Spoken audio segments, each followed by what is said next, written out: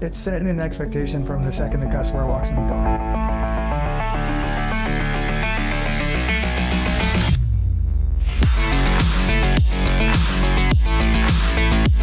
This is the Healey Brothers Show. So we got Nicky Paraggio, our content creator and producer of the show. We got John Paraggio, the service director and wholesale parts director on the east side of the Hudson River. And he also the father of Nicky Paraggio, some cool stuff here. And then we got Dylan Healey, my brother, jack of all trades at Healey. He's from Hyundai to Chevrolet now, still going to dealer school, so he's learning from everyone. So nice to have all you guys here, and we're going to get started. We're going to touch on some wholesale parts. We'll touch on service, customer experience, bring it all together, and just chat about it a little bit. So let me touch on something cool to make him a little comfortable on camera. I don't know if you remember this, but you gave this to me as a kid. Is that a wordling technician watch? I remember Oldsmobile. From Oldsmobile. What year was this that you got this? It's probably 1990. It's bringing back memories, yeah. So you're 20 years old, became a world-class technician? Yeah, back then they called it master technician, and you had to have it for each division. So you had to have it for Oldsmobile, you had to have it for Chevrolet, and now they combined it, and now it's world-class, but it's all of them. But yeah, bringing back memories, that was fun. Wow, look at that. Yeah. I thought you were only 35. All right, so we'll get started. Let's talk about service. So first off, where do you see service going? You want to chat about the importance of service, maintaining your car, the different things we do at Healey, but not just Healey Chevrolet, but at Healey Brothers as well. If you just want to touch on that, John. On where we see Healey Brothers going, or just the car industry? The car industry in general, Healey Brothers, what we're doing to take care of your car, the longevity of the vehicles, and all that stuff. I mean, we do a lot of prepaid maintenance, which is a value to the customer, and selfishly, it's a value to us too, because it retains a relationship with the customer. So we do that in our finance office. We sell it in the service drive. I mean, that makes a big difference. We're definitely all about preventative maintenance, maintaining your car. I want to keep you on the road. I want to keep you running good. So if you want to elaborate a little more on the prepaid maintenance, what's involved in that? What does it entail? So the prepaid maintenance is, I mean, the average car every 6,000 miles should be coming in for an oil change, tire rotation. We put a fuel injection cleaner in the tank, make sure that the fuel injectors and the throttle body and everything keep running smooth. And that's something you want to just do rhetorically every 6,000 miles. There's more maintenance to do on the car, but later down in the life of the car. But we sell packages to get you through the first maybe 4 services or 7 services, where you're really just coming in and doing the routine oil change services. And then like the BG additives, what makes them so important? What does it give to that car to give that extra boost and maintain it to keep it on the road? Well, I mean, it's 2 packages, 2 parts to the package. One goes in the fuel tank, keeps the fuel injectors, the throttle body clean, so the car runs smooth and keeps its power. And then the other additive goes in the oil, which everybody knows you want to protect your engine. So the additive in the oil protects the bearings and the lifters and all the mechanical parts inside the engine. So you're kind of protecting both with that package. I mean, you can't miss out on that package, so it's pretty much doing it all for you. And it's like 35% savings to the consumer to buy it ahead of time. Yeah, and there's also different packages. There's 4 services, there's 6 services, there's 10 services, there's ones for synthetic, there's ones for diesel, and you can use on any vehicle in your household, so that's always a good mix. So now that we have that, there's some other perks as well. You have like the discount on parts, you have the tires, right, and all that stuff. Yeah, they offer discounts on tires. The washes, the prepaid maintenance as well. So you get a car wash when you get prepaid maintenance. I mean, it's a good all-around service, and you can buy it in the finance office when you buy the car. So it's not like you're actually coming out with that money each time. It's kind of built right in your payment when you purchase. Yeah, we chatted about that a couple episodes ago. I mean, that's a great perk. You don't have to worry about maintenance, and your kids don't have to worry about it either if you have kids driving cars either. So it's always... And you can use it between family members too. Yeah. So, if the father buys it on his new Silverado, his kid can use his coupon for free service, on their first car, whether it's a new or a used car. Doesn't even have to be a car that we sold new. It could be a car that they bought pre-owned. Does it have to be a General Motors car or any of our other brands? Or could be any like brand. Honda? Any brand at any one of our stores. So you said about maintenance, like further down the road. With that topic, in terms of us trying to give our consumers a little bit more knowledge, what would you say is the most overlooked maintenance that you see that customers kind of miss? Probably overlooked, I would say, is probably the transmission service, to service the transmission fluid. manufacturers say that the fluid could last 100,000 miles. Well, if you read the owner's manual and you see what that entails, it's not New York State. You know, it's like perfect driving conditions. No hills, no sudden braking, no hard accelerations. You can't get around New York under perfect conditions. So if you looked at the extreme conditions, it's actually recommended at 50,000 miles. But most consumers think that they can go longer than that. So that seems to be the one that's overlooked the most. But we recommend it on the General Motors cars to do it at least to 50,000 miles.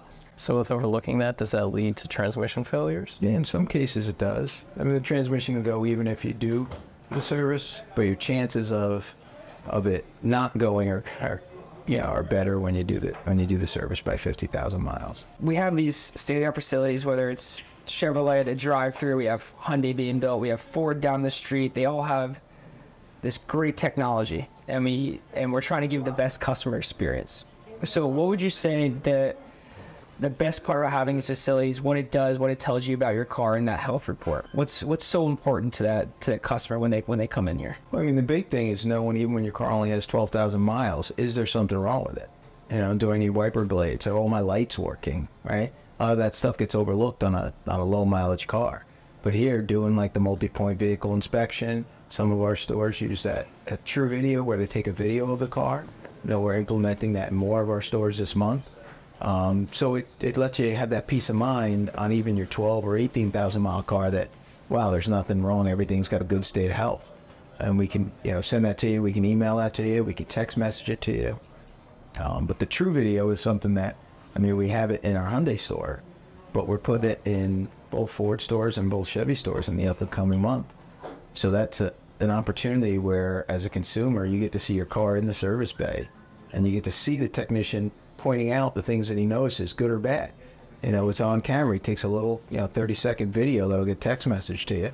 And he says, hey, look at your tires. Your tires are all good. I checked your brakes already. They're good. But look at this. Here, we got this small leak here. We should really address that and fix this seal. So you're going to see the video of the underneath of your car. It starts with a video of your license plate, so you know it's your car. He pans over and shows a picture of the car. And then he shows the undercarriage. So we're really excited about getting that. So did you get to, when you were Hyundai, did you get to, was that implemented yet? So I believe it's more so like Kia. Oh, Kia, right? Kia does a great some of it.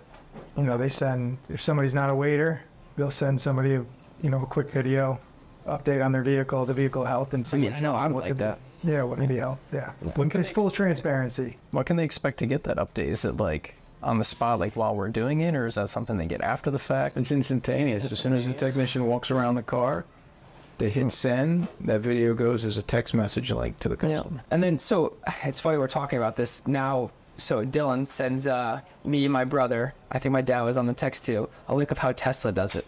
Their process through service when you bring your car in.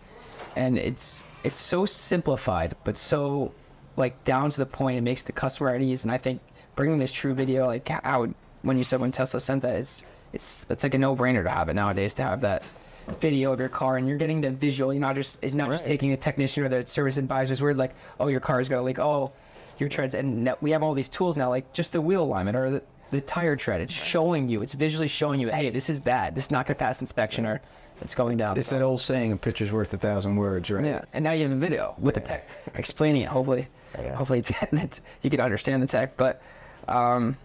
But yeah, so I think it's a great. We should be rolling it out. I'm assuming it'll be out before September 1st at the other stores. So we got to get some training, get a process involved. But we got Kia's lead because they've been doing it for a few years now. So. Yeah, they seem to really like it. So, all right. So John, we know you're the analytical man. You're the number guru. And so first off, I'm just gonna ask Dill. So Dill, what is it like working with Mr. Paraggio, and whatever those numbers is probably spinning your head a little bit when he does here.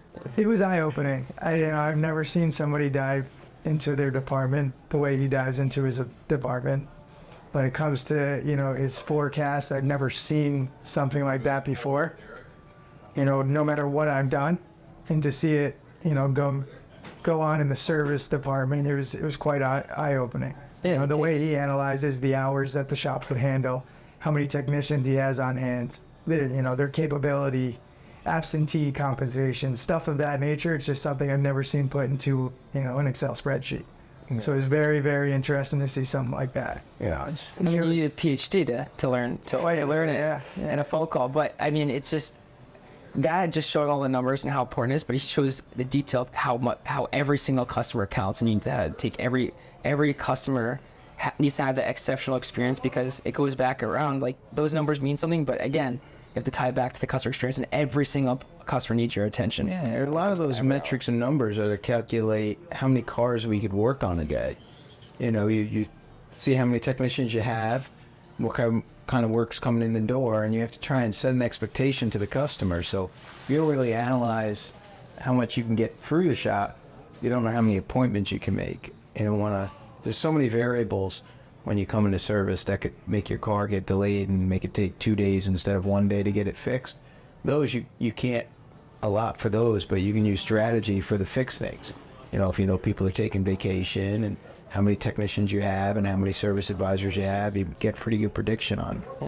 And that's where the importance of communication comes in. So, like, if you guys just want to touch on how important communication is in the service department, because I know I always talk about it. I send emails like, guys, simple communication is so important. So if you guys want to touch on that a little bit. Yeah, if you had any interactions with that about. No, yeah. I know you see the reviews come in sometimes. Sure. Yeah, no, I was a service writer for about 6 months. You know, I did a majority quick service. You know, got into some heavy stuff, but majority quick service. And it's setting an expectation from the second the customer walks in the door. You know, if something's going to take 2 hours, you know, you tell them 2 hours. You know, if their expectation is 2 hours, you know, and you go and, you know, they're not going to come around looking for you. You know, they're not going to be looking out the window looking for their car, what the technician's doing. You know, if you tell the customer 1 hour and it takes 2 hours, that's when things start happening. So, you know, setting expectations from the get-go is probably the most important thing I saw as their service writer. And it's just something that helps the customer experience again.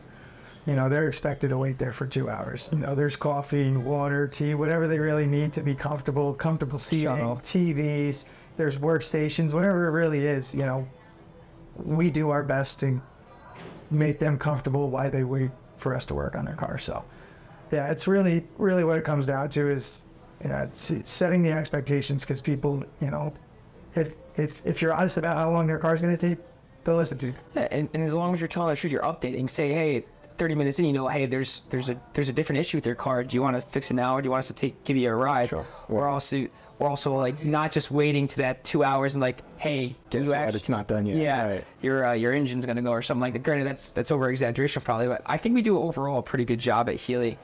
Obviously, we have our faults, but our issues. We talk about it often. Yeah. And we try and overcome it. You know, the worst thing to do is give a vague expectation, because if it's a vague expectation, you could take it differently than me. If I tell you I'm going to call you later this afternoon with an update, you know, what does that mean to me? Later this afternoon might mean 3 o'clock. To you, it might mean right after lunch, 1 o'clock. So setting a precise, you know, expectation is what we really strive to do. So you can plan your day.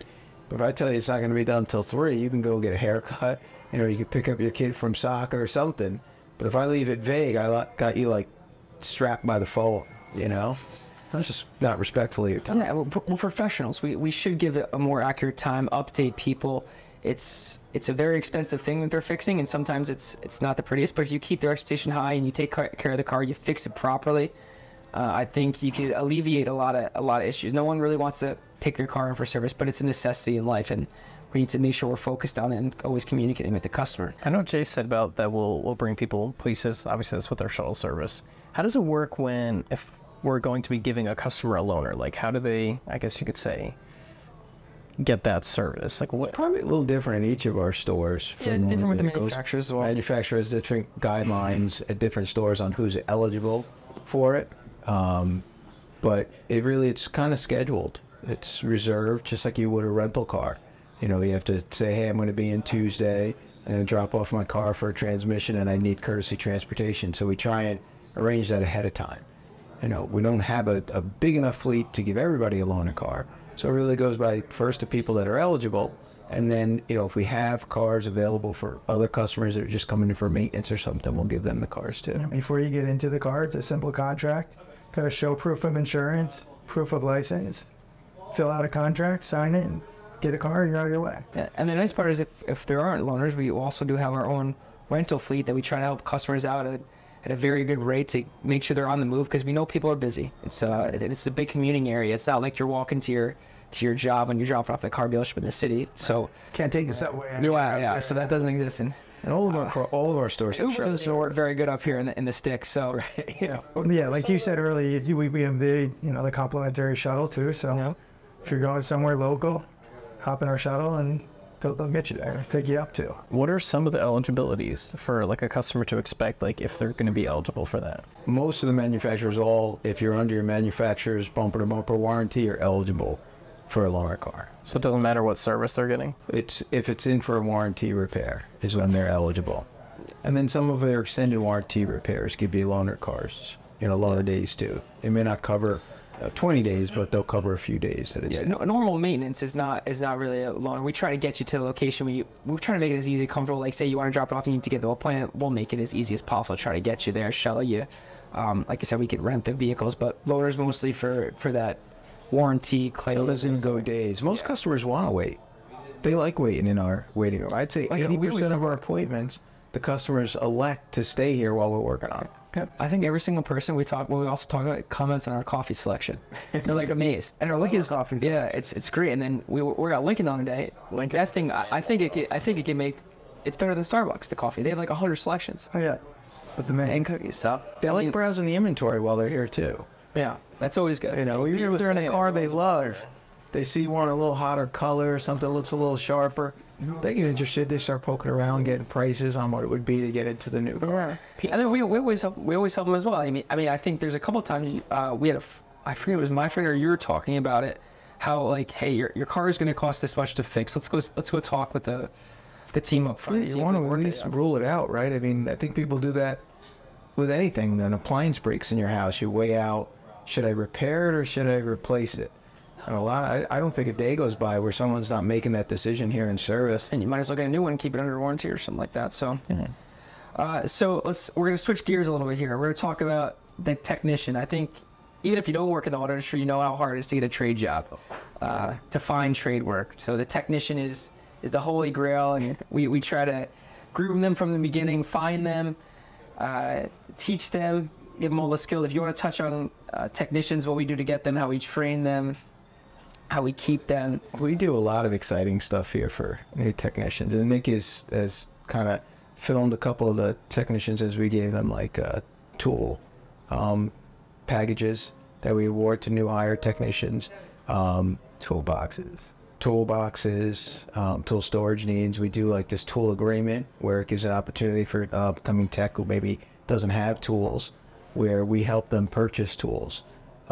We buy them a whole tool package, and after they work with us for a year, maybe 2 years, those tools are now theirs. And we just did it, I think 2 technicians within the last 6 months we did that for.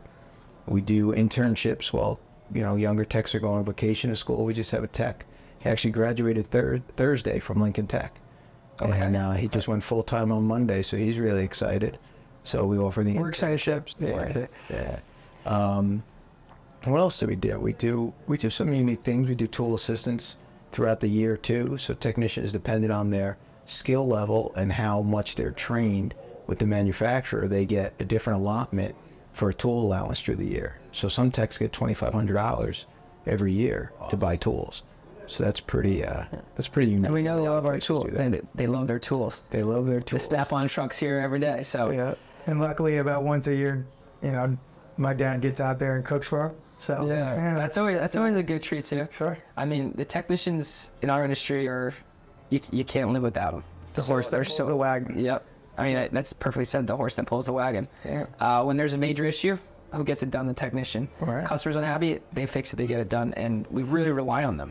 And rely on them for when we take in inventory to fix it up quick, get it on the line, make sure it's safe for that customer, check it over completely, so we put a good product and our name behind it on the line. People I think they don't realize that either. Technicians, pre-delivery inspection. Pre-delivery inspection. Make sure that new car is good that comes in, because there are some faults sometimes on new cars when they're mass-produced. So they're all over, so important.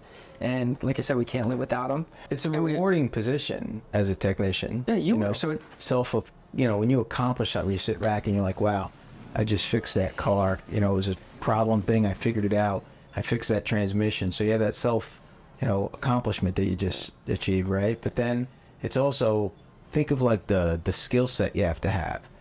Like in other trades, if you're a plumber, you know plumbing. If you're an electrician, you know electric. If you're a roofer, you know roofing. Well, as a technician in a dealership, the technicians have become like world class. They have to do plumbing. They got to do air conditioning work. They got to do roofing work because they could fix a water leak or something wrong with your sunroof. And they got to know electrical. So it's the skill set they have to acquire over the years of working on cars. It's a lot of training and a lot of knowledge. So it's a tough position, but it's rewarding. It's head turning. It's head turning. When it comes to the manufacturer training, how many categories are there? Most have about 9 categories now. They divvy up the car by like brakes and steering and transmission.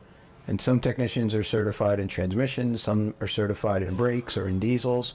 And then there's a select few in every one of our stores that they just got the desire, they want to be the triple threat. They want to get trained in every area. And then they, that. Yeah, and the sky's the limit as a technician. Like, you're the director of service and wholesale parts. Like, there's really no cap. You could always work your way up, be a master tech, work on all these cars. You're your own destiny at that point. You can make as much money as possibly as long as you're willing to put the work in, and we're willing to help you as well. And then also we do compensate them for the training and all that stuff as well when they go away to the GM schools and do that. Yeah, it's all paid training, and then they get reward from us quarterly. They get rewards from the manufacturer. They get rewards from the dealership on meeting certain training levels. So it's a little extra income. It's also stuff. And plus, they mean the world to us, and we need them. We need them. So, Yeah. All right. So now to the big Goliath that we've came from small little parts. Now we're, I would say, a pretty big wholesale parts I would say dealer. pretty big's a good descriptive. For both sides of the river, you run the east side of the river. And so if you want to chat about that and what actually wholesale parts is and what we do and how we attract the businesses and how we deliver the best customer service to our other business partners. I gotta say, Dylan probably could have this conversation because he's got a crash course on wholesale parts. He goes in our wholesale parts meetings. He's got tours of the warehouse. He's actually gone out and met customers with me as recent as yesterday. We went out and talked to a wholesale customer. He was on the phone. Let's talk about that a little bit. You told me about that, the meeting with the... Yeah, so, over the pandemic, there were definitely supply chain issues. Supply chain issues led to, logistical issues on our end. Whether it was back-ordered parts, parts get delivered to another store, whatever happened, and, people decided to go a different route other than Healey Brothers. So we got the boots on the ground trying to mend some relationships, and, they took it pretty well, both people that we went to, but so it's a great feeling when you go in and you get to meet people in person again and try to repair relationships that it might not necessarily have been your fault, but it's time to fix it. So they exceed their expectations a little bit and bring that customer service back. They were understanding. Completely. Bottom line is normally we would have about 20 back-ordered parts, and at a point the first quarter of last year we had over 400 back-ordered parts. So you got 400 body shops wanting parts, and we couldn't get them. They just didn't exist. Manufacturer didn't have one. So they got customers waiting months to get their cars back. I think insurance companies changed rulings on how they would even total a car, because it was a national issue. It wasn't just a Healey Brothers issue. And they used to total cars at like the 85% of the cost of the vehicle, and they had to change that algorithm because they knew that cars are going to be customers are going to be in rentals for months till they got these parts. So what other business, if you want to list some that we deliver parts to, we sell parts to, who's getting parts from the Healey organization? All the body shops you see around. We go 60 miles of Poughkeepsie in a circle radius around Poughkeepsie, so we're all the way down in Brooklyn, the Bronx. But it's repair shops, independent repair shops, and collision repair shops, body shops. Sometimes other dealers. Oh, yeah. Yeah, so, I see other dealers' trucks outside sometimes picking up. So how many trucks do we have on the road? I think right now we have 14 just out of this hub, and then we probably have another 20 on the other side of the river. So yeah, I think the last time I went down to our wholesale parts department, the warehouse we ran, I think we were about a quarter of the size we are now. So last month I went down with John, got to see that operation, and how far it's come from where it was eye-opening for me. And you know, he kind of had a smirk on his face knowing how far we've come since the last time I saw it. So it was really cool to see that. You know, those guys hustle in that warehouse. The drivers hustle. It's when people want their parts, they want them now. All right. So yes, it's a little different customer too. You know, It's grown exponentially. absolutely. I remember being in prep, and when they first got the warehouse, it was just like empty we had to set up all the shelvings, and then over the years, obviously they've... Dad had you doing the shelving, huh, back in the Yeah, day? he had me doing the shelving, had me doing a lot of stuff with that. So yeah, it's pretty wild to see what it turned into after having just that one section in the warehouse, and it's grown from there. Yeah, it started with about 6,000 square feet. Now we're over 20,000 square feet at that one warehouse.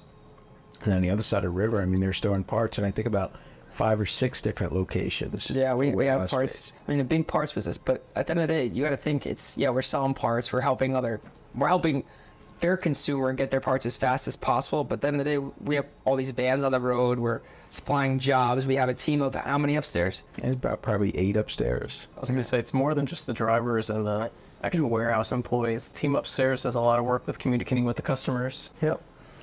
Yeah, that's what they do day in and day out. They got that giant map up there. That is impressive. We're going to have to take a couple shots of that. It's pretty nice here. Getting back about wholesale parts, we have this crazy technology. You want to touch on the technology, how we track all these parts, these vans moving, the people moving, all the businesses transactions going back and forth. You just want to touch on that a little bit? It's like a lot of software. Yeah, a lot of software. It's like Uber and Lyft for wholesale parts. Yeah, and John knows. So elaborate a little more on how. Well, actually, we have software that is something as simple as the part numbers all have like an 8-digit alphanumeric number, and instead of typing them all in, we scan them in. So we have scan guns, just like you see UPS, FedEx have. So when the parts come in from the manufacturer, we scan them all into inventory. We scan them as we move them in different locations in the warehouse. And we have software that we track the part when it gets delivered. And it's actually a company that kind of used to make the software for Amazon. So you can actually see the part, and the consumer, the body shops can get a login and have their own like access to the portal for their own account. And they can see the parts that are coming to their shop today in real time and see what time today they're coming. And it updates at every stop. The drivers use tablets, they have signature capture, they have, holsters that they can wear on their shoulder when they walk in with the part, and then they have, truck mount that they snap it in the car. And when they get dispatched, it's by software, and they can see each of their next 12 stops. And it tells them, this is your next stop, you're going to be there at, 11:15. The stop after that, you're going to be there at, 11:45. So it gives the driver an expectation of how long he's going to be out on the road. It gives us an expectation if he sent them with too many deliveries, and then it gives the customer the expectation of, hey, this is what I'm seeing today. Because we're trying to do with efficiency and speed too. So, because we have to deliver to our customers, because they're our partners. They're relying on us as just as much as we're relying on them. So, Yeah. So what are a few things that we do for the other businesses, the partners, the body shops, the auto shops, all them? What are some things we do that set us above the competition when we deliver parts and sell parts at a wholesale price? There's a handful of things. The biggest thing is inventory. Just on this side of the river, we have over $3.5 million worth of inventory. Some wholesale dealerships only have, $300,000 worth of inventory. So that $3.5 million, where we have the parts they need. Right? If you don't have it on the shelf, it's not really helping the customer. It's going to take, 3 days to get it. So, that's probably the biggest thing. The transparency with the software and the delivery management, that we could track where their parts are throughout the day and when they're getting them, that's huge. And then we just signed on, back in March, we started return automation. So now, just like they can see their deliveries, they can see the parts that they're returning. And, this is brand new software. You're not going to see it in other stores, for a long time. And it's something that we have. So a customer, if they return a part, they see that it was authorized, and then they actually see their credit the next morning. So there's no delay in, hey, I returned that part, when am I getting my credit? It's like instantaneous. And John, what was the percentage of that refund? How long does it take, or how? What was 98% of the return parts got issued a credit the next morning. And people need, these businesses, they need that cash back immediately. So they need the cash back, and sometimes the longer things would wait, it would get lost in the shuffle. The customer would forget if they returned it. We might forget if they returned it if it went on too long. So the idea of doing it the same day when you're working on today's business, it's more accurate. So you know they return these 5 parts, they got a credit the next morning for the 5 parts. So with all these trucks, all the inventory, we have what you need. We have the delivery team, we have the processes, we have the pricing. There's really nothing else. You just gotta keep staying above the customer's expectations. Because obviously we said we're trying to amend some relationships with COVID, not having the right parts. But I think we keep on this track. We can amend them and overcome and keep growing and delivering that that high end customer loyalty and customer experience. Yeah. So is there anything else you guys want to touch on? So Still soaking everything up here. What else did you want to talk? Sure. Well, I don't think you could talk about service and technicians without mentioning service advisors. oh yeah, it's a big one. Arguably, the hardest job in a car dealership is probably the service advisor. Just from their day-to-day routine, getting in early, sometimes leaving at 5, 6 p.m. It's not an easy task for those guys to handle, what sometimes customers have expectations for. And no one wants to get their car fixed. Absolutely. And the recognition that they deserve, because there's that saying that the front of the house, the sales desk sells the first car, and those service advisors and those technicians sell, the rest of them. And that's really, it comes to fruition when you see the cycle of the lifespan of a dealership. Yeah, I mean, we touch on this a bunch of videos. We talk about customer loyalty all the time. Like, that's very important to us. And for Healey, it's why we're in business. We always say, I think we've said it in every show. I think every single one. But that's where, like, the advisors where you're saying, like, they sell the rest of it. Yep. They help with the loyalty probably more than sales does. Absolutely. To an extent, because those customers see them every couple months when they're doing service. Every 6 months, they touch base with the service. And they get to see them when their battery's dead. Yeah. They get to interact with the customer when they're stuck on the side of the road, or when they need a heavy repair bill that isn't covered. So they're seeing them not as in the state of when they're out in the showroom excited about their new car. So Sure.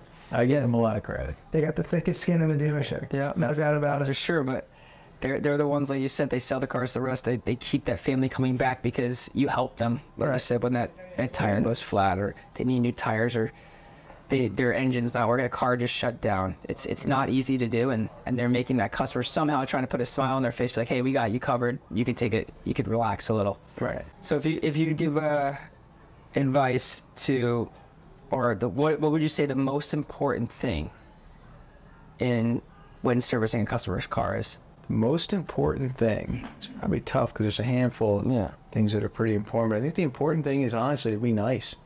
When they come in, just be nice.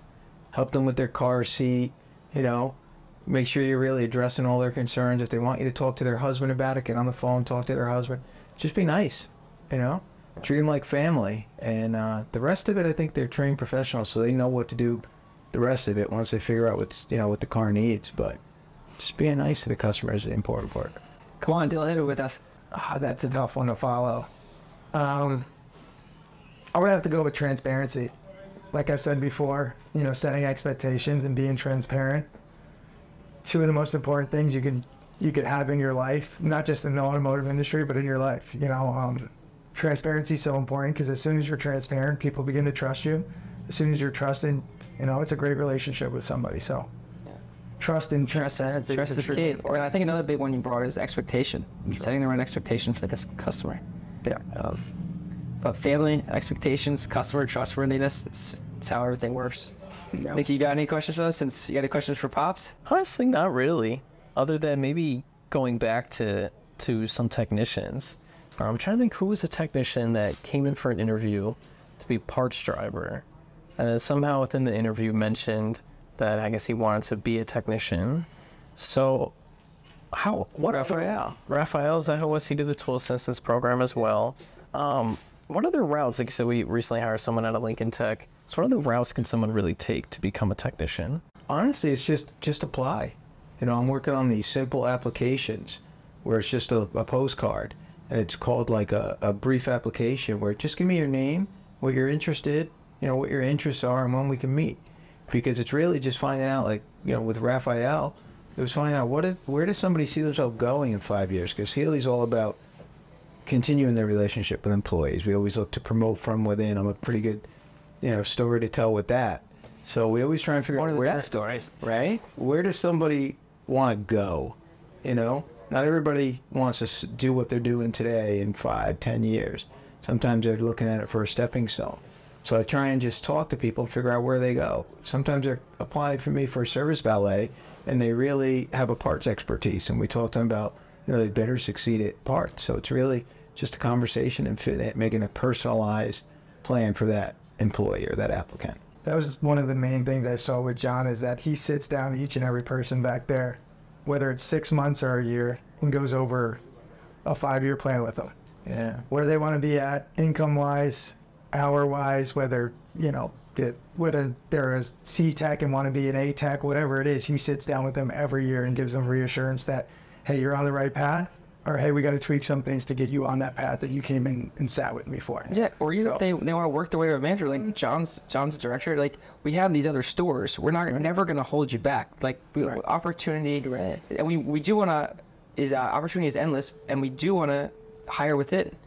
First off, like we make you part of our family. We feel like you're part of our family, and our dad's been teaching us that since I think before I could remember. So there's so much opportunity. We want people to excel and just have that work ethic and drive to better themselves, better their career, better their families. I think that saying "promote from within" is tattooed on the inside of my brain.